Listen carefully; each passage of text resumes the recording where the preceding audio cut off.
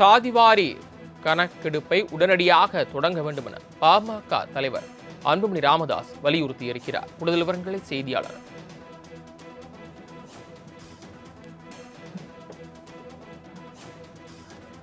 ராஜேஷ் வழங்க கேட்கலாம். ராஜேஷ், பாமக தலைவர் அன்புமணி ராமதாஸ் வெளியிட்டுள்ள அறிக்கையில் என்ன கூறியிருக்கிறார்? தமிழக அரசுக்கு வலியுறுத்தி இருக்கிறார்.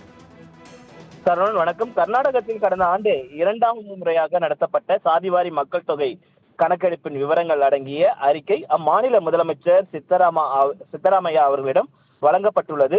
சமூக நீதியை காக்கும் நோக்கத்துடன் இந்திய வரலாற்றில் இதுவரை இல்லாத வகையில் 2ஆம் முறையாக சாதிவாரி மக்கள் தொகை கணக்கெடுப்பை கர்நாடக அரசு நடத்தியிருப்பது பாராட்டுக்குத்தக்கது என்று பாமக தலைவர் அன்புமணி ராமதாஸ் தனது அறிக்கையின் வாயிலாக தெரிவித்திருக்கிறார். மேலும் கர்நாடகத்தில் ஏற்கனவே கடந்த 2015ஆம் ஆண்டில் முதன்முறையாக சாதிவாரி மக்கள் தொகை கணக்கெடுப்பை நடத்தியிருந்தார்கள்.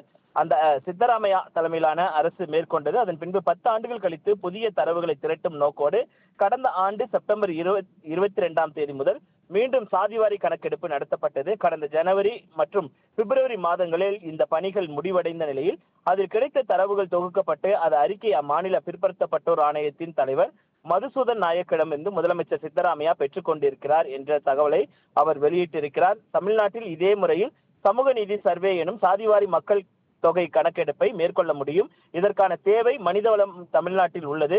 கர்நாடகத்தில் இத்தகைய கணக்கெடுப்பை நடத்த 635 கோடி செலவான நிலையில் தமிழகத்தில் அதிகபட்சமாக 700 கோடியில் இந்த கணக்கெடுப்பை நடத்தி முடிக்க இயலும். நடப்பாண்டில் தமிழ்நாட்டின் நிதிநிலை அறிக்கையில் மதிப்பு 5 லட்சம் கோடியை நெருங்கும் என்று எதிர்பார்க்கப்படும் நிலையில் அதில் சமூக நீதி சர்வேக்காக 700 கோடியை ஒதுக்குவதற்கு எந்த தடையும் இல்லை, சட்டப்படி இதற்கு எந்த தடையும் இல்லை என்று அவர் குறிப்பிட்டிருக்கிறார். மேலும் தமிழ்நாட்டில் 69% இடஒதுக்கீட்டை எதிர்த்து உச்சநீதிமன்றத்தில் தொடரப்பட்ட வழக்கு தொழில்நுட்ப காரணங்களின் அடிப்படையில் நேற்று முடித்து வைக்கப்பட்டுள்ளது.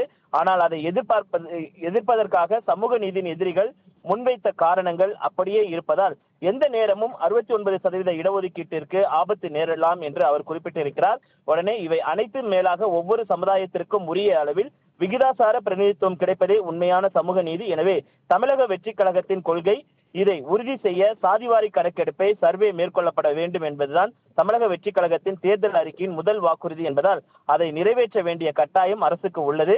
இத்தகைய அனைத்து காரணிகளையும் கருத்தில் கொண்டு தமிழ்நாட்டில் சமூக நீதி சர்வே எனப்படும் சாதிவாரி மக்கள் தொகை கணக்கெடுப்பை உடனடியாக நடத்த முதலமைச்சர் விஜய் அவர்கள் ஆணையிட வேண்டும் என வலியுறுத்துகிறேன் என்று அவர் குறிப்பிட்டிருக்கிறார். உடனடியாக தமிழக அரசு சாதிவாரி கணக்கெடுப்பை தொடங்க வேண்டும் என பாமக தலைவர் அன்புமணி ராமதாஸ் வலியுறுத்தியிருக்கிறார். இது குறித்த கூடுதல் விவரங்களை வழங்கியமைக்கு நன்றி ராஜேஷ்.